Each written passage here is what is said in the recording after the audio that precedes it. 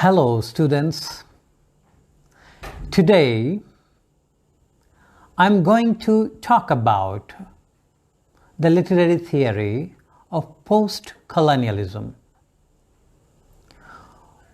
Post-colonialism means after colonialism.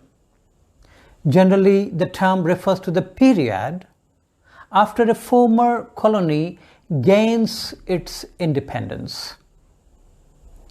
The post-colonial with a hyphen signifies a period that comes chronologically after colonialism.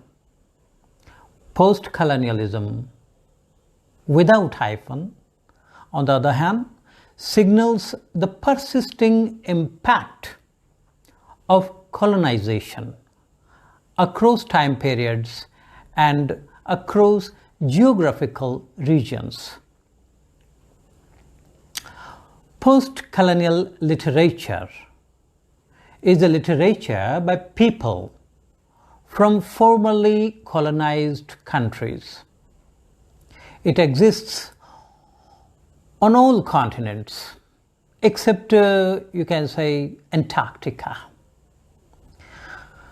Post-colonial literature often addresses the problems and consequences of the decolonization of a country, especially questions relating to the political and cultural independence of a formerly subjugated people, and themes such as racialism and colonialism.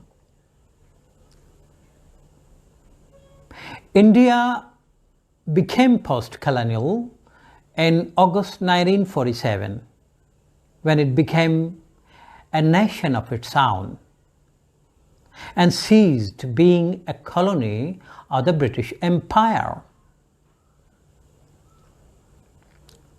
But post-colonial refers to more than just the establishment of an independent government. Colonialism may imply ideologies and practices that assume the dominance or rightness of the colonizing culture. These ideologies and practices do not end with the colonists when the colonists leave. Rather, post-colonial may refer best to the time period when a previously colonized culture wrestles with the meaning of its identity as an independent entity. What language will a post-colonial society speak? That of the colonizers, which had been the official language, or any other language. What language should be adopted by a newly developed country, newly independent country? How will the history of the post-colonial nation be taught in their schools? Although there is considerable debate over the precise parameters of the field and the definition of the term post-colonial, in a very general sense, it is a study of the interactions between European nations and the societies they colonized in the modern period.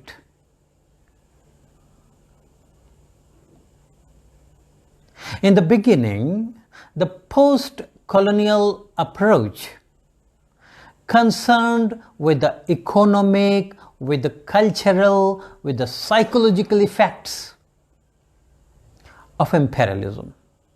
What impact the imperialism has left on the previously colonized societies.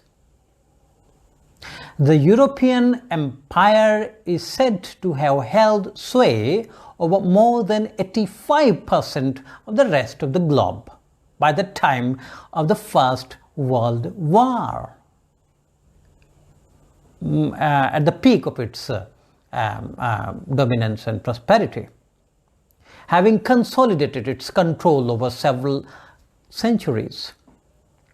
The sheer extent and duration of the European Empire, French, German, Spanish, and its disintegration after the Second World War have led to widespread interest in post-colonial literature and criticism in our own times.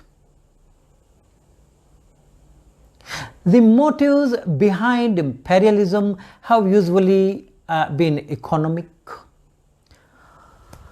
Marxists believed that imperialism was a late stage of capitalism in which monopolistic home markets were forced to subjugate foreign markets to accommodate their surplus, their overproduction capital.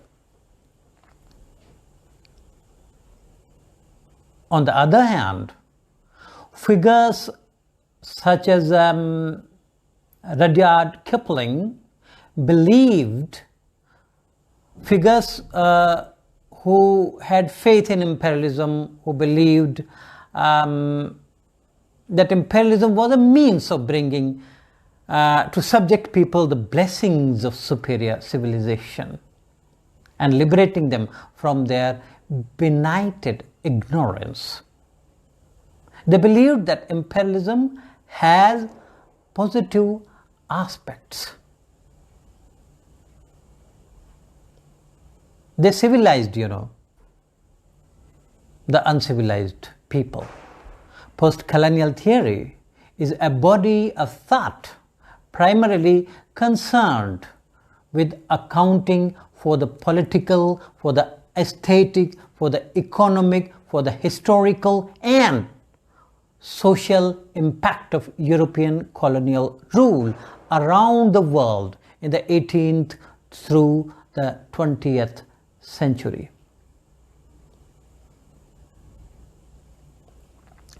The post-colonial style of writing is a branch of post-modern literature concerned with the political and cultural independence of people formerly subjugated. I am repeating this thing again and again so that it may settle in your mind.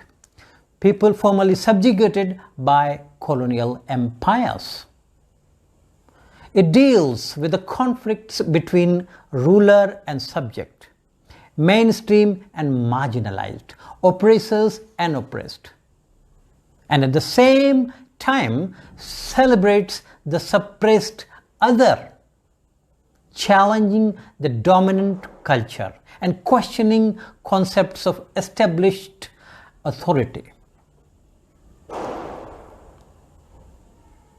Post-colonial literary theory re-examines colonial and post-colonial literature, especially concerning concentrating upon the social discourse between the colonizer and the colonized that shaped and produced the literature.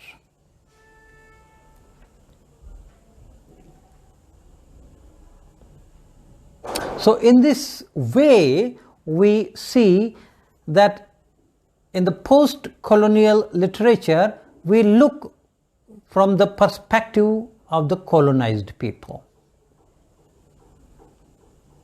The colonizers justified their colonization. So the major issues, despite these debates, research in post-colonial studies has continued to grow because post-colonial critique allows for a wide-ranging investigation into power relations in various contexts. The formation of empire, the impact of colonization on the post-colonial history, on the post-colonial economy, on the post-colonial science, post-colonial culture, and the cultural productions of colonized societies. The state of the post-colony in contemporary economic and cultural contexts. Capitalism and the market. Environmental concerns are some of the more prominent topics in the field of post-colonial literary theory.